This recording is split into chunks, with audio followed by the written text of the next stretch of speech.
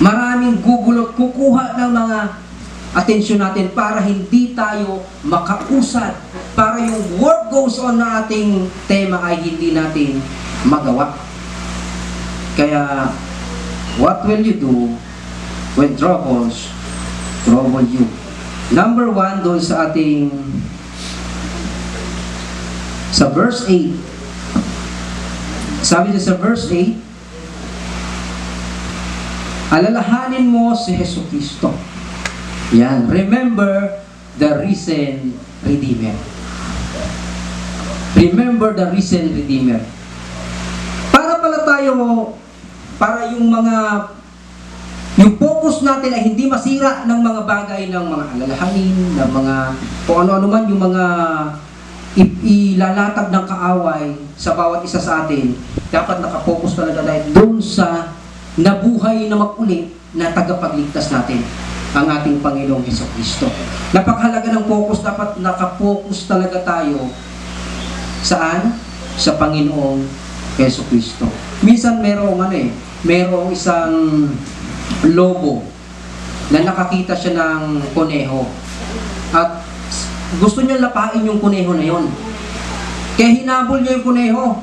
Talagang kahit saan magpunta yung kuneho, talagang sinusundan niya. Biglang maaabutan niya na yung kuneho, biglang may dumaan na mas malaki sa kuneho. Ano bang mas malaki sa kuneho? Fox. Biglang may dumaan, maaabutan niya na yung kuneho. Kaya lang biglang dumaan sa kalagitnaan nila yung fox. Ang nangyari, na-divert doon yung mas malaki yun . Imbis na hahabulin niya ang kuneho, napasunod siya doon sa fox. At yun naman ang hinabol na ngayon, hinabol niya ng hinabol. Maaabutan niya na, biglang may lumundag naman na usa sa kalagitnaan. Naku, mas malaki yun. Takbo na naman siya, yun naman ang hinabol niya. Hanggang sa ang ending, wala siyang nakuha, maski isa. Bakit? Nawala yung kanyang focus. Nasira yung kanyang atensyon. Kaya napakahalaga ng focus. Pakisabi mo sa katabi mo, focus.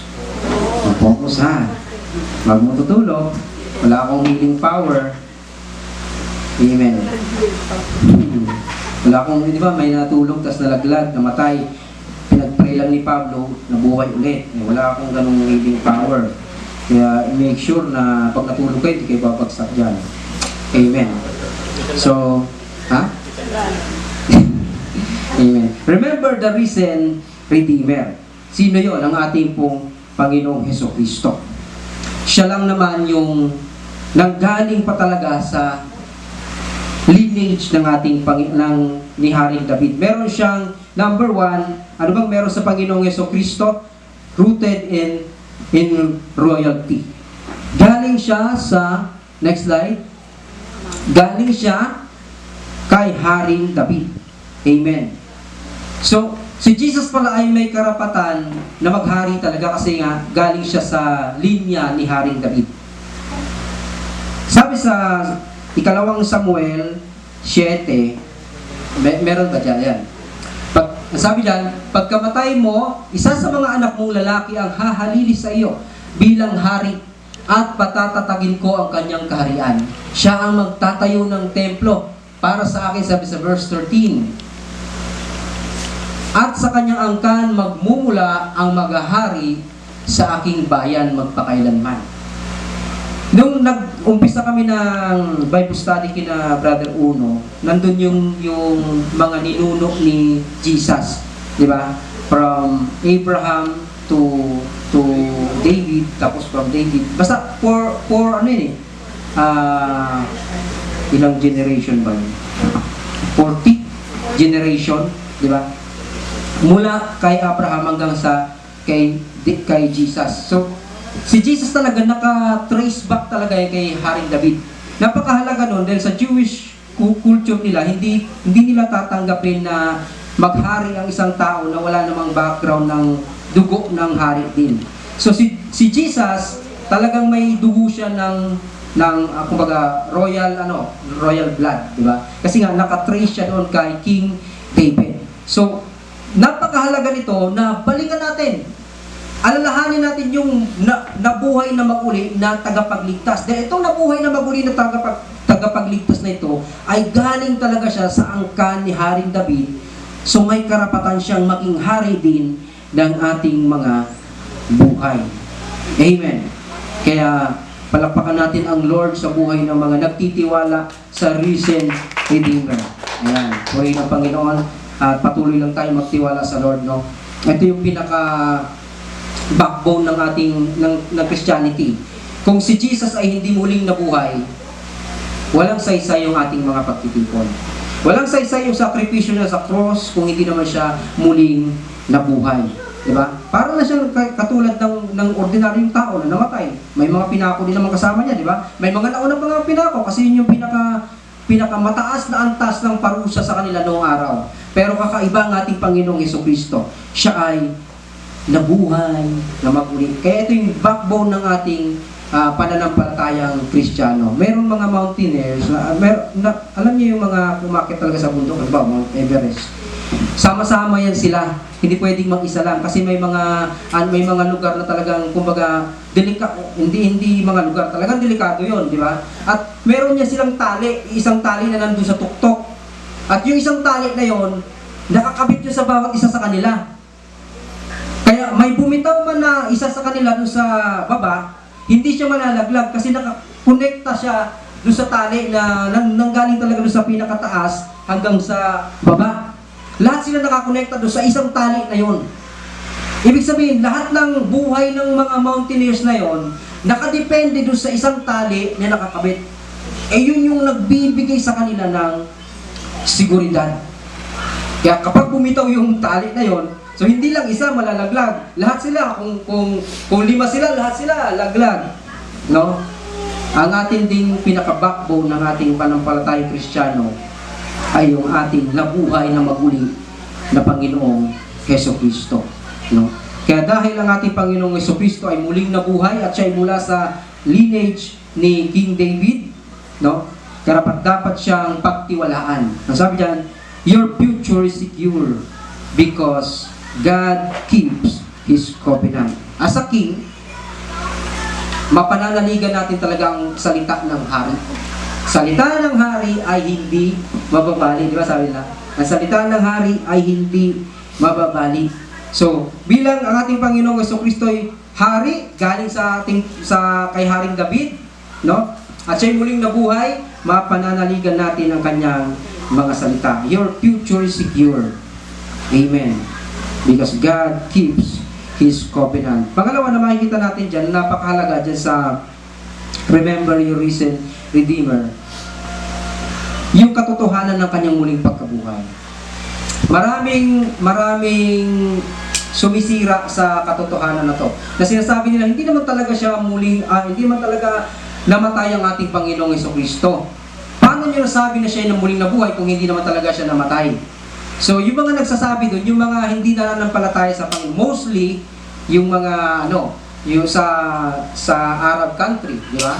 Yung mga Muslim country, yun yung mga nagsasabi na hindi muling nabuhay si Jesus kasi hindi naman talaga siya namatay. Hindi ko alam kung na-encounter nyo na yon, na ang pinako daw talaga sa krus at namatay ay si Judas bilang kabayaran ng kanyang paghuhudas. So, yun yung kanilang, yung kanilang pananaw. Kaya, hindi nila tinatanggap na si Jesus ay namatay, nabuhay, kasi hindi naman daw talaga siya namatay. At yung pinauka na libingan, pag pumasok ka doon sa inukang bato na libingan, malawak daw yun, kasya daw doon ang maraming tao. So, nandun lang daw si Jesus, nagpapahinga, parang beauty rest, gano'n. Hindi talaga daw siya namatay. Pinasok siya doon, may mga pagkain daw doon. Sa kanilang sa kanilang kasinungalingan, para patotohanan lang nila na hindi talaga totoong muling nabuhay ang Panginoon. Pero ang Biblia mismo nagsasabi, di ba? Siya'y namatay, inilibing. Kaya patuloy na namatay siya, inilibing siya. At matapos ang 3 araw ay muli siyang nabuhay. Bagamat sa Israel hindi sila ganun kumbaga buo na naniwala sa ating Panginoong Jesucristo. Pero mayroong mga travelers na nagbakasyon sila sa Israel. Medyo may kaya sila, sa buong pamilya nagbakasyon sila doon. Tapos sinama nung lalaki yung biyanan niya. Sinama ng lalaki yung biyanan niya. Yung biyanan niya matanda na. Naku, inabutan na ano, namatay doon sa Israel. Yung biyanan niya.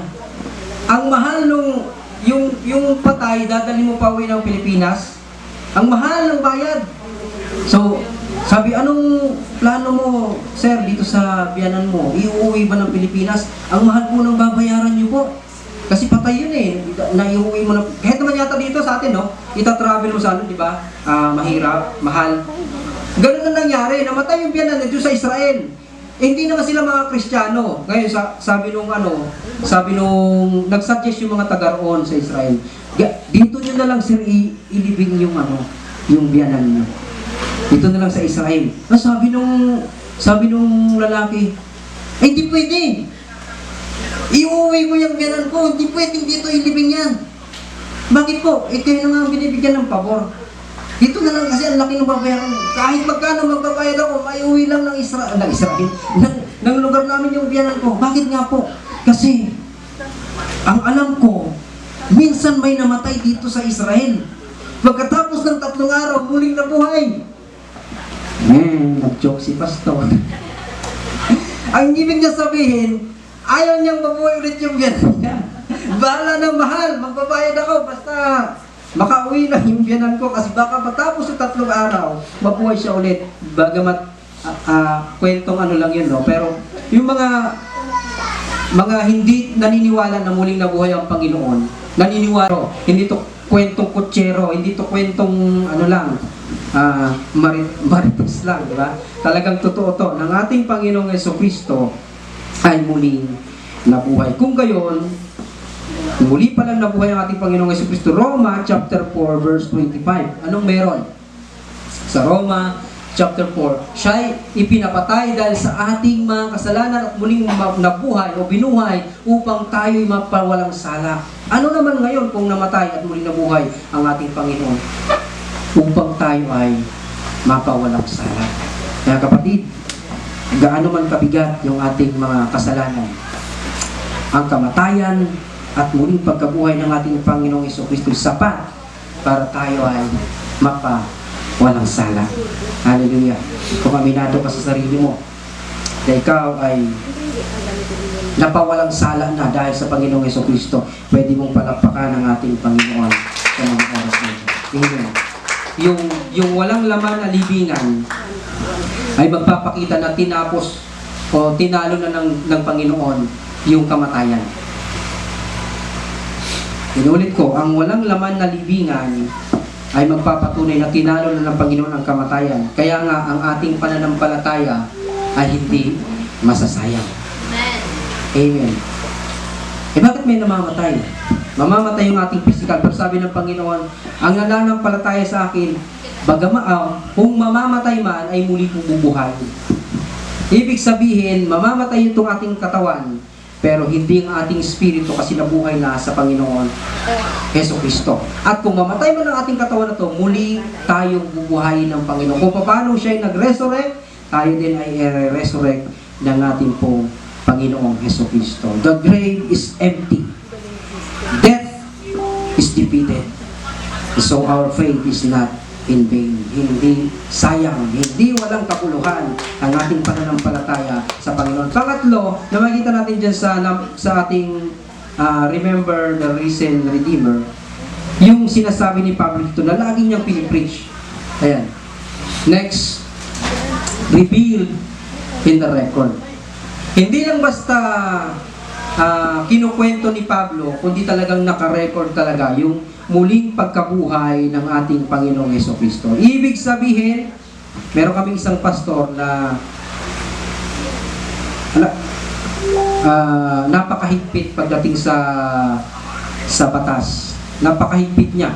Isipin nyo, nagpasa na kami ng mga requirements para lang nung wala pa tayong license sa church, napa-under tayo sa kanila, nagpasa na kami ng mga requirements, hindi talaga niya kami tinanggap at hiningan talaga niya kami ng dapat ano ba yung nakasulat doon sa ating sa ating bylaws, sa ating mga ano ba yung nakalagay doon na procedure para matanggap yung mga nag-a-affiliate sa atin.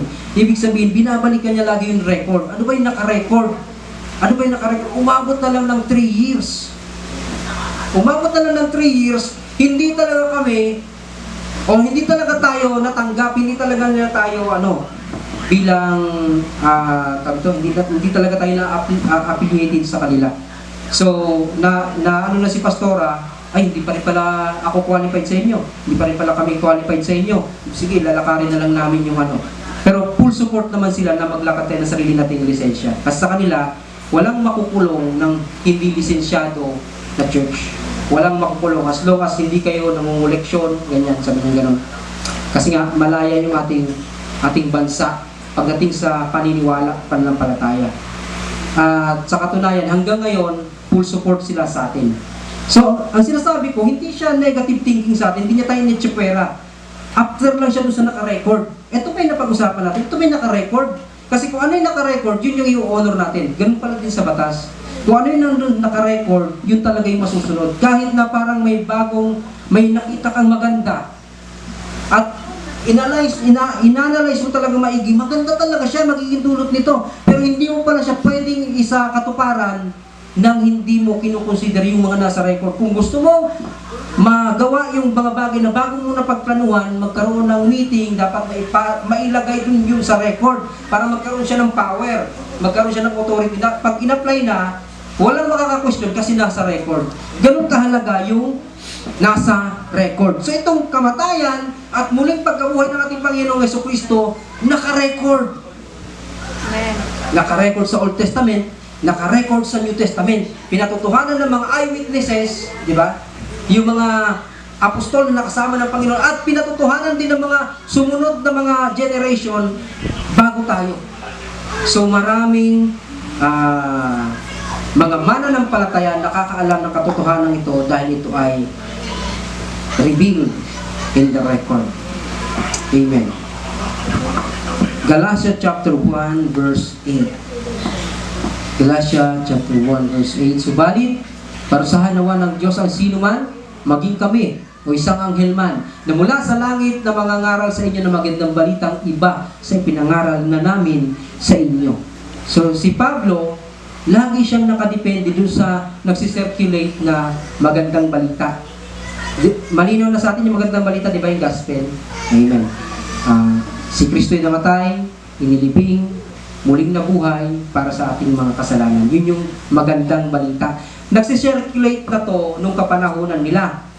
No? Yung mga sulat nila, umiikot sa iba't ibang mga lugar kasi wala pa namang messenger nun, wala pa nung mga, ang tawag nun? Katulad natin ngayon na mag-chat na lang, mag-text na lang, wala pa noon. So, sulat talaga siya at itong sulat na to dadalhin sa Efeso, dadalhin sa Corinto, dadalhin sa Roma. Bago nagsisirculate na siya. At nakadepende yung katuruan na dala-dala nito ni Pablo doon sa nagsisirculate na katotohanan. Record. Naka-record. At sinasabi niya ni Pablo, kapag may nagturo ng iba sa nagsisirculate ngayon na katotohanan na magandang balitang ito, maging anghel man o maging kami man, sabi diyan, no? Parusahan nawa siya ng Diyos. So ang ino-honor lang talaga ay yung mga naka-record. Kaya para tayo makapagpatuloy, fix your eyes on Jesus.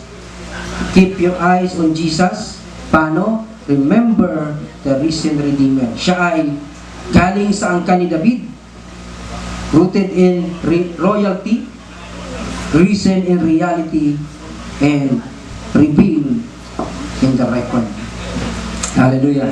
Kaya nga, mga kapatid, bilang application dyan, hindi pa tayo tapos ha. Number 1 pa lang tayo. Number 1 hour pa lang tayo. Start every day with the gospel. Kaya muli, ipopromote natin yung mga nagdi-devotion, nagsisend yung mga devotion nila, no? Purihin ng Panginoon, ituloy nyo lang. Start every day with the gospel, not with your problem. Walk in Him, rooted, built, and built up in Him. Number 2, na arm. refuse to be retarded. Ano yung retarded mean? Refuse to be retarded. Retarded means to delay or hold back in terms of progress, development, or accomplishment. Ibig sabihin, may mga hahawak, pipigil, may mga gugulo sa'yo. Next slide. Sinama ba yun dyan? Hindi sinama. May mga pababagalin ka, pipigilan ka, hahadlangan ka, hahawakan ka, aabalahin ka. Yung umuusad ka na sana, tapos biglang may manggugulo sa'yo. Kaya yung pag-usad mo, hindi na siya tutuloy. Kasi nga, hinuhold back ka niya. O hinuhold back ka nila para mag-progress. Hinuhold back ka nila para mag-develop, para may ma-accomplish ka. Refuse to be retarded. Amen. Tanggihan natin yung mga bagay na yon. Huwag nating tangkilikin yung mga bagay na magpapabagal sa ating pag-usad. Amen? Amen. Sabi dyan, for which I am suffering, bound with chains. Si Pablo, sa verse 9 and 10, at siya rin dahilan ng aking pagdurusa at pagkabilanggo na parang isang kriminal. Subalit hindi kailanman may bibilanggo ang salita ng Diyos. Pinapagtiisan ko ang lahat ng bagay alang-alang sa mga hinirang ng Diyos upang magkaroon sila ng kaligtasan at walang hanggang buhay mula kay Kristo Jesus. May pumipigil ba kay Pablo? Meron. Ang kanyang gusto talaga ay may pangaral na salita ng Diyos. Sa Roma chapter 1, pababa, na sabi niya may pakialam ako sa mga sibilisado, maging sa mga barbaro, sa lahat ng tao, may pakialam or concern si Pablo sa ikaliligtas ng mga tao at ito talaga kanya sinusulong. Kaya kahit na, kumbaga sa sabi niya, para akong isang ipinanganak sa wala sa kapanahunan. Kasi nga, late na siya naging apostol. No? 10 years yata bago naiyan si Pablo na mag-minister. 10 years yung nagpa-function na yung 12 apostle bago si Pablo nag-start ng ministeryo. Matapos niyang ma-meet ang Panginoong Jesucristo, hindi agad siya nag-start ng ministeryo. Kasi ang nangyari, nung nag-umpisa siya, matapos niyang makilala ang Panginoong Jesucristo, nauwi sa debate. Siyempre, maalab siya at maalam. Maalab at maalam. So, ang nangyari, nakikipag-debate siya. So, ang ginawa ng mga apostol, hindi siya kinilala na apostol. Kaya, initsakwera siya. Ang nangyari, nag-aral siya sa Arabia. Nag-aral siya doon hanggang sa ilang taon muna yon bago siya nag-start ng kanyang ministeryo. Kung hindi ako nagkakamali, umabot muna ng 10 years bago nag-start talaga ng ministry si Pablo. Bakit ko sinasabi yon? Ang kanyang layunin talaga isulong ang Ebanghelyo. Ngayon may nagpapabagal, nakukulong siya ilang beses. Lumulubog yung barko na sinasakyan niya, di ba? Natuklaw siya ng ahas, kung ano-ano kanyang mga naranasan. Pinagbabato siya, at iniwan na lang dahil akala patay na. Di ba? Ang daming mga bagay na humahadlang kay Pablo, pinipigilan yung kanyang pag-usad. Pinipigilan na may ma-accomplish siya. Kaya sinasabi niya dito, nakakulong siya dito. Pero sabi niya, hindi mabibilanggo ang salita ng Diyos. Tinanggap pa niya, hanggang dito na lang talaga ako. Wala na talaga ako magagawa. Wala na kulong na end of the line na to kulong na ako. Kayo nang bahala dyan. Hindi, patuloy siyang nagsisulat. Patuloy siyang nag-encourage. But not paralyzed. Ibilisan ko na lang to. Prisoner but not paralyzed. Bagaman siya'y nakulong, patuloy pa rin siya sa paglilingkod sa Panginoon. Philippians chapter 1 verse 12 to 14. Philippians chapter 1. Mga kapatid, dahil kung malaman ninyo na ang nangyari sa akin ay nakatulong ng malaki sa ikalalaganap na magandang balita.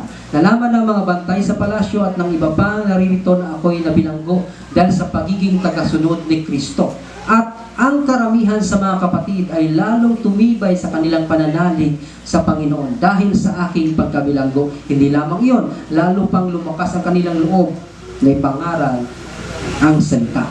So hindi lang yung mga believers yung nakaalam ng katotohanan. Nasabi doon, nalaman ng mga bantay sa palasyo at ng iba pang mga naririto, ibig sabihin, lahat ng mga nakasaksi sa ni Pablo, nalaman nila yung dahilan ng kanyang pagkabilanggo. Ibig sabihin, patuloy ang kanyang pagpapahayag, no? Nakakulong man o malaya, hindi nahahadlangan ang paglilingkod ni Pablo.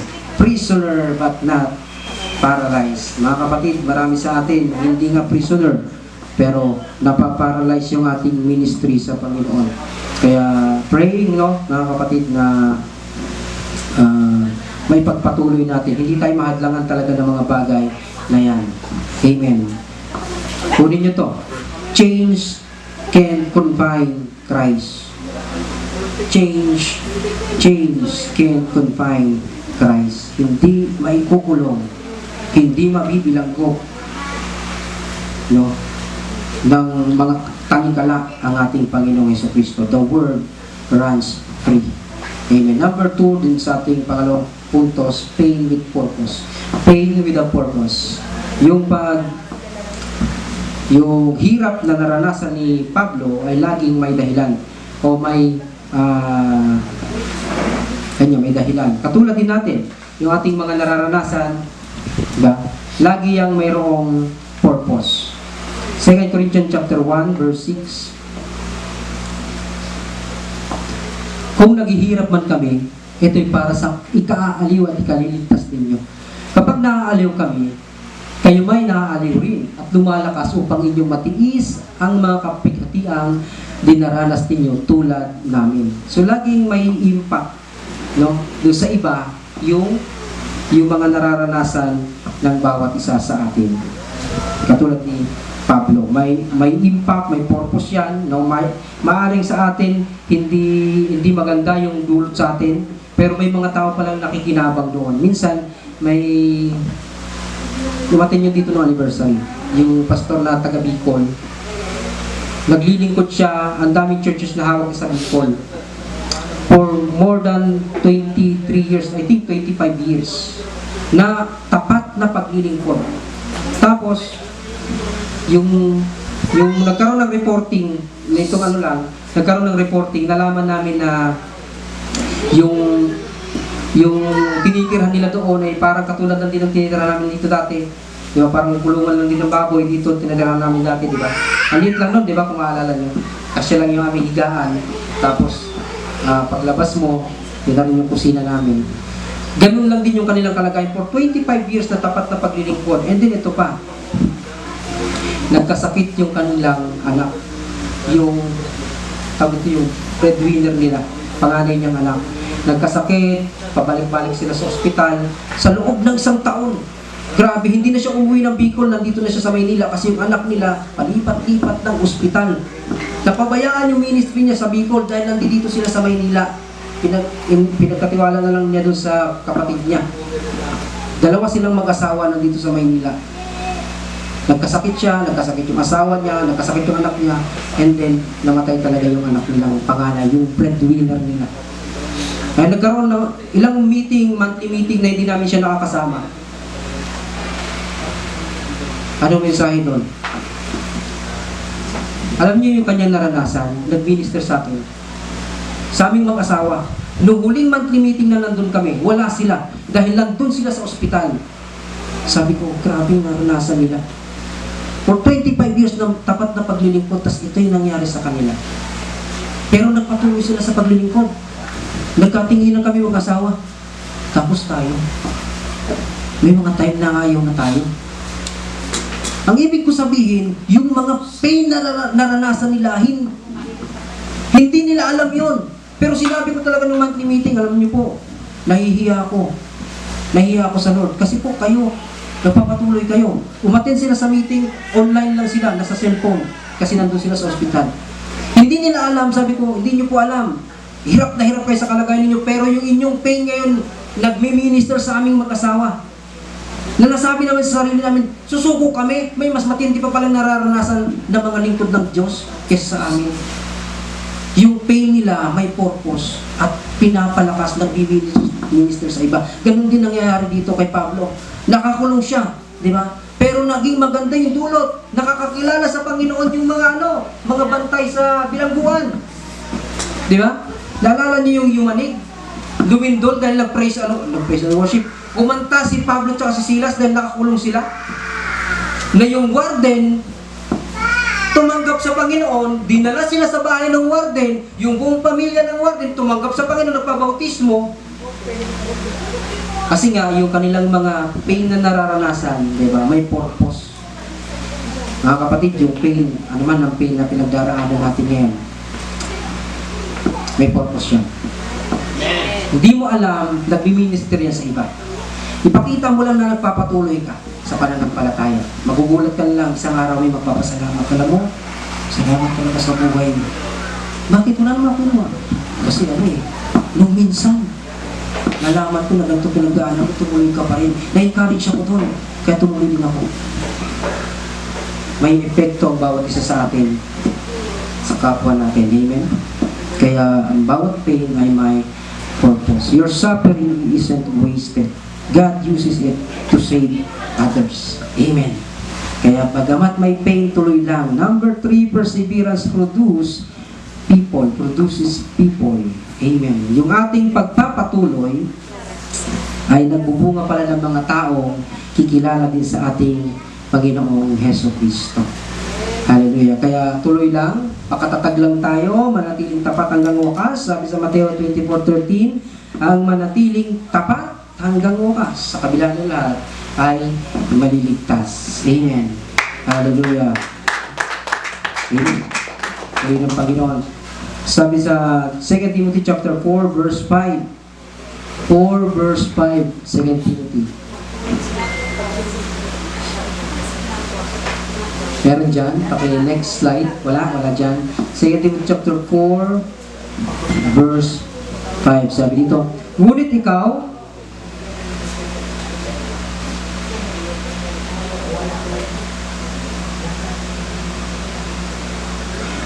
maging mahinahon ka sa lahat ng oras. Magtiis ka sa panahon ng kahirapan.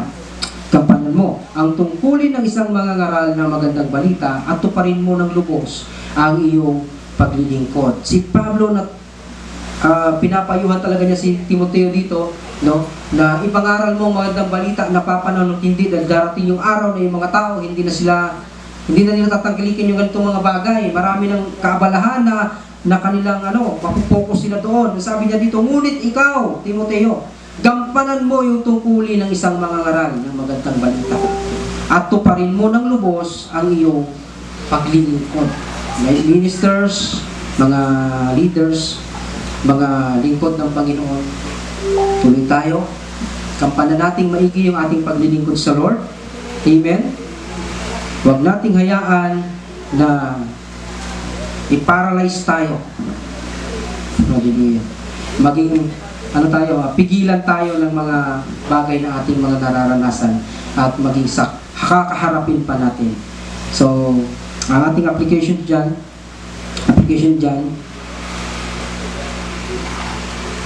your cubicle, your commute, your conflict, that's your mission field. Don't quit. Let us not grow weary of doing good. Galatians chapter 6 verse 9. Galatians chapter 6 verse 9. Nandiyan ba yan? Wala. Galatians chapter 6.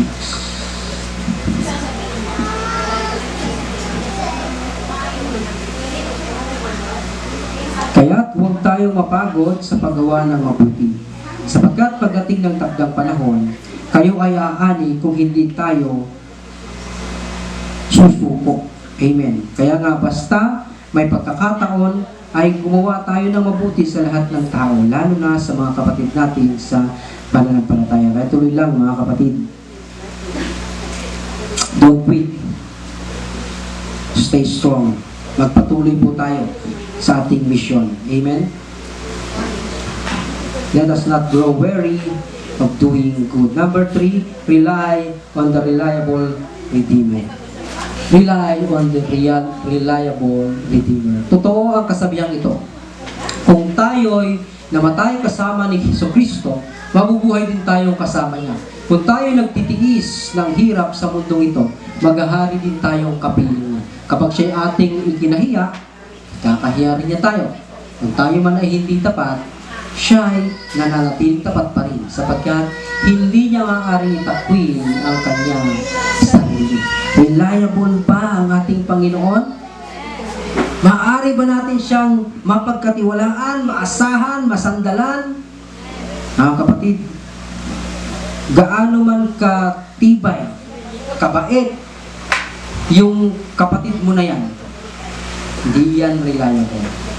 Magbabago at magbabago yan. Kahit sabihin natin, ay hindi, tapat talaga to. Mabuting tao talaga to. Hindi yan reliable. Magbabago yan. Ito sabi ko sa verse 13, no? Yung tao, hindi tapat. Amen. Pero si Kristo, tapat pa rin. Kahit na hindi tayo tapat, si Kristo ay tapat pa rin. Kaya yung, saan tayo magre-rely, hindi sa kapanghawakan, masasandalan, mapagkakatiwalaan ng ating Panginoong Jesucristo. Rely on that reliable Redeemer. Pako mo yung paningin mo sa Panginoong Jesucristo. Siya ay nabuhay maguli. No? Huwag mong hayaan na may pumigil sa'yo, magpatuloy sa paglilingkod. Sa halip, rely on the reliable Redeemer. Trustworthy daw yung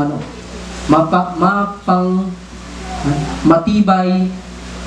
Totoo ang kasabihang ito. Sa ibang salin kasi, mapananaligan ang kasabihang ito. Ibig sabihin, talagang pagdating sa mga bagay na yan patungkol sa Panginoon, reliable yan. Kaya, kung may aasahan man tayo, katulad ng ating devotion kagabi, di ba? Nakita natin doon, si Jesus ay may authority over sickness. Si Jesus ay may authority over nature. Si Jesus ay may authority over the demons, di ba? Ibig sabihin, pinapakita doon yung kapangyarihan ng ating Panginoong Jesucristo. Kaya, ang magtiwala sa Kanya ay hindi sayang. Hindi,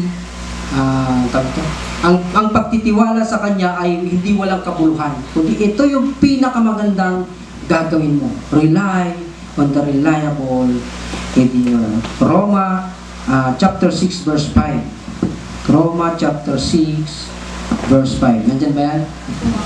Sapagkat kung kasama tayo ni Kristo sa isang kamatayang katulad ng Kanyang kamatayan, tiyak na tayo'y makakasama rin niya sa muling pagkabuhay na katulad ng Kanyang muling pagkabuhay. Amen, Pastor? Kamatayan naman na agad. Noong nakaraan, Pastor, October 3, sabi mo ngayon, parang dadamay mo pa kami. Pero ang kinakausap kasi dyan, yung mga taga-Roma, no? Taga-Roma, na kung saan, talagang ang tindi ng kanilang persecution na pagdaanan. Pero sabi nga dyan, bahagi yan ng ating panampalataya sa Panginoong Jesucristo. Kung paano si Jesus ay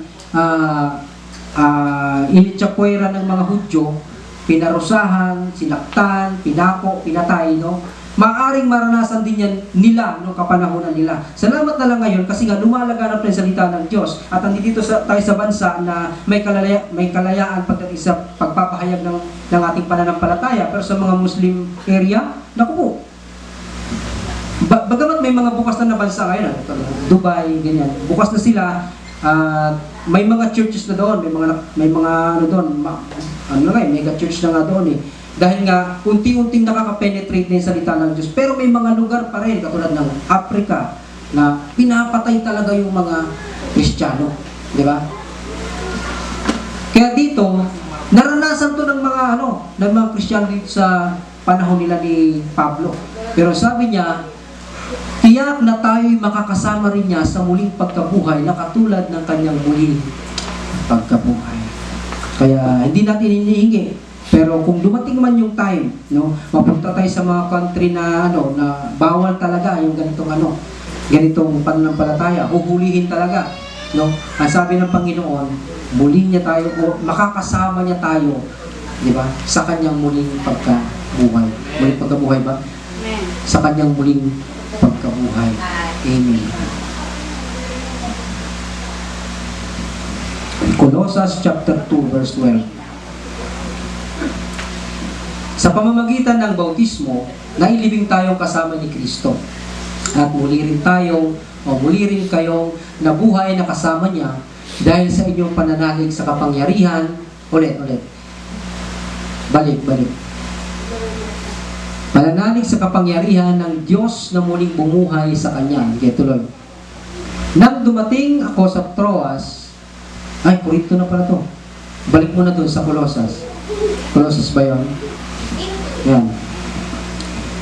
Muli rin kayong nabuhay na kasama niya dahil sa inyong pananalig sa kapangyarihan ng Diyos na muling bumuhay sa Kanya. Amen. Salamat sa Lord dahil nung tayo manampalataya sa Panginoon, ang natanggap natin ay kaligtasan.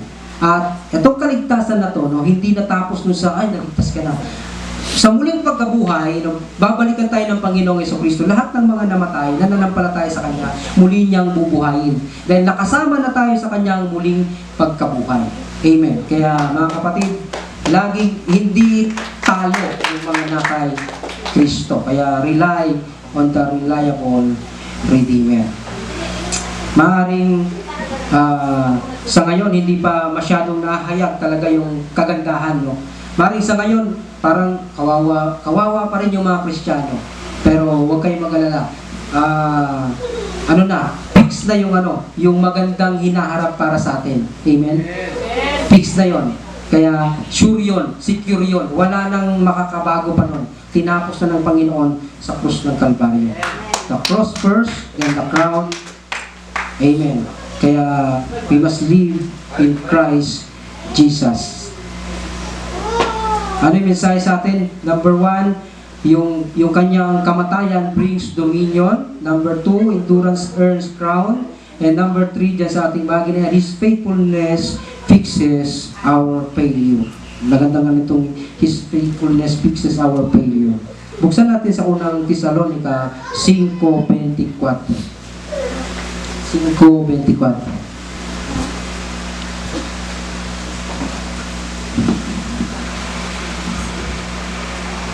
Tapat ang tumawag sa inyo at gagawin niya ang mga bagay na ito. Ano daw yung gagawin niya? Wala nga pa yung dyan. 23. Sinong pakibuksan sa 23?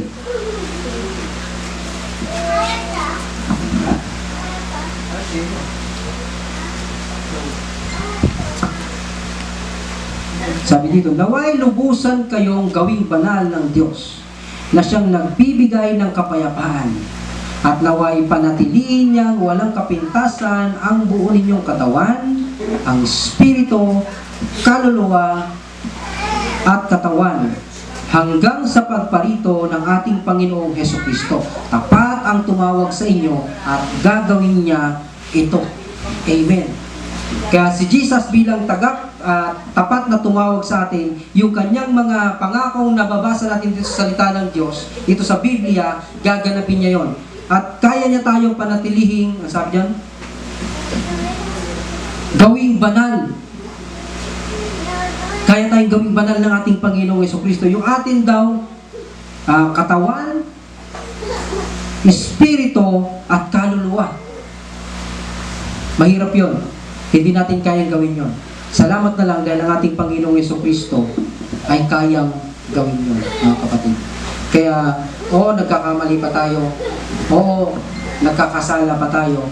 Pero, yung pagtanggap natin sa Panginoong Jesucristo, yung kanyang katuwiran ay ibinahagi niya sa atin. At itong katuwiran na to, itong katuwiran na to ay maaari na natin i-practice.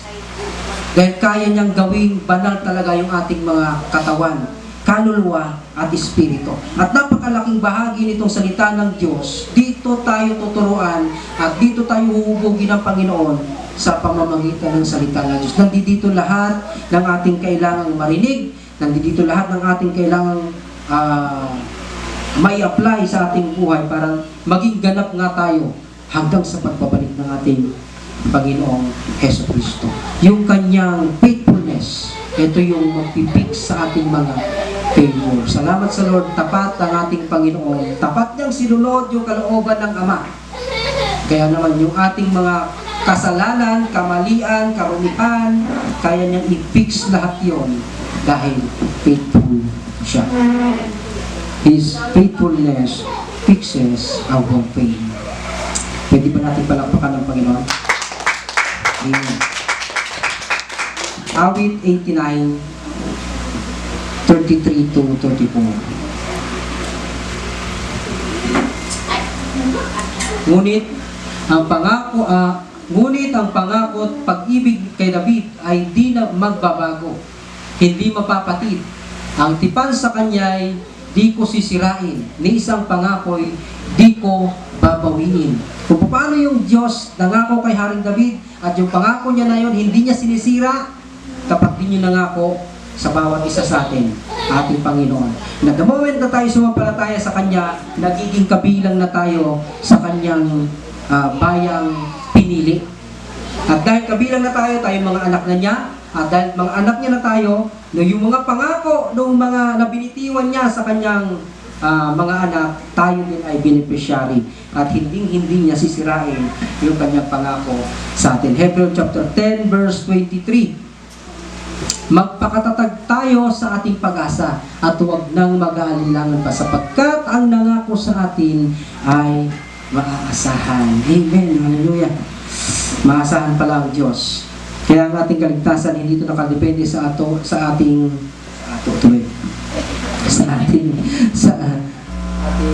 performance, no? Yung ating kaligtasan din nakadepende sa ating performance, nakadepende ito sa ginawa, tinapos ng gawa ng ating Panginoong Jesucristo doon sa krus ng Kalbaryo. So, ang ating makuha dyan na application, you will fail, but Jesus won't. Keep your eyes on the faithful one. His mercies never come to an end. They are new every morning. Sa Panaghoy, chapter 3, verse 22. So, bilang pagtatapos, ano yung sharon natin dyan? Fix your focus. No? Pinopromote dito ni Pablo, bagamat nandun siya sa kulungan, nandun siya, yan mukha ni Pablo. Noon, fix your focus. Hindi yung mukha ni Pablo. Sa mag-i-edit natin, no? Hanap tayo ng ibang mga source para mas maramdaman natin yung emotion. Okay. Bagamat nasa dungeon si Pablo, nakakulong, pero malinaw yung kanyang pananaw, talagang nakapokus talaga sa Panginoong Jesucristo. At kailangan din natin itong makuha. Remember that Jesus, siya yung sagot talaga sa lahat ng ating mga pinagdaraanan. Ang tindi ng mga pinagdaraanan ni Pablo, pero hindi siya nagbanggit ng mga solusyon na kung ano-ano kay Timoteo. Isa lang na sinabi niya,